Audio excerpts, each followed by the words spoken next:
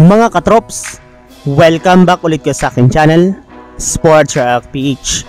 At ngayon nga ay pag-uusapan natin ang naibalitang initial 12 na gagamitan ng Gilas Pilipinas para sa darating na 2023 Asian Games.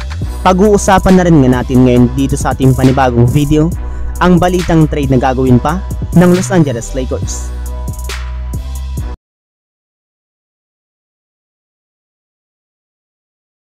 Kahit man nga po mga katrops, madaming mahalagang players ang inaasahang mawawala sa lineup ng ating national team para sa darating na 2023 Asian Games, ay hindi rin naman nga po ito magiging problema. Gayong meron rin naman nga po silang ibang mga manlalaro na pwedeng makuha para makabuo sila ng bagong 12-man lineup. Sa katunayan, willing rin naman nga po ang PBA na magpahiram ng players para sa Asian Games. At base nga po sa binulgar ngayon, ang mga players na posibleng mapabilang sa kanilang 12-man lineup ay kinabibilangan ni Kiefer Avena, Jamie Malonzo, Junmar Fajardo, Scottie Thompson, Chris Newsome, Japit Aguilar, Roger Pogoy, Calvin Octana, Brandon Ganuelas-Rosser, CJ Perez, Justin Brownlee at si Angelo Kwame. Yes, dalawang import nga po ang maring gamitin ng Gilas Pilipinas sa darating na Asian Games.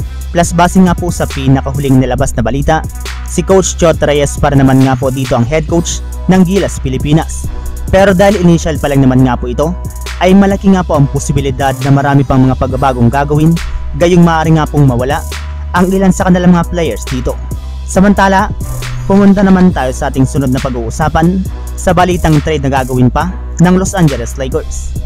Hanggang ngayon nga po mga katrops, ay hindi pa rin nga po tumitigil ang pagsilabasan ng trade rumors ngayon patungkol sa Lakers. Sa katunayan, maaari pa rin nga daw po ngayong makuha ng Los Angeles Lakers si Miles Turner mula sa Indiana Pacers. Nag-a-average rin naman nga po si Turner last season ng 18 points at 7.5 rebounds na malaki ang maitutulong sa koponan ng Los Angeles Lakers sa darating na season bilang katulong ni Anthony Davis sa kanilang frontcourt. Pero bago pa man nga po nila ito makuha, ay kailangan muna nga pong i-offer ng Los Angeles Lakers sa Indiana Pacers ang kanilang mga players na sina Rui Hachimura, Jared Vanderbilt, Cam Reddish at 2029 first round pick. Sa ganyang paraan nga po mga katrops, ay magkakaroon nga po ang Lakers ng isang legit na big man na magpapalakas ng kanilang frontcourt. At bago pa man nga po tayo magtapos ay pupunta muna nga po tayo sa kalalabas pa lang na balita na nanalo na nga po sa quarterfinals ang koponan ng Serbia kontra sa Lithuania matapos mag-init ang kanilang shooting at humigpit ng gusto ang kanilang depensa, na siyang rason bakit nila na-outscored at nailaglag na ang Lithuania ngayong 2023 FIBA World Cup. So yun lang mga katrops, ang handog kong story ngayong araw. Sana nag-enjoy kayo, please like and subscribe my YouTube channel, Sports React PH, para sa iba pang story at update patungkol sa NBA. Kita-kits muli sa ating susunod na video.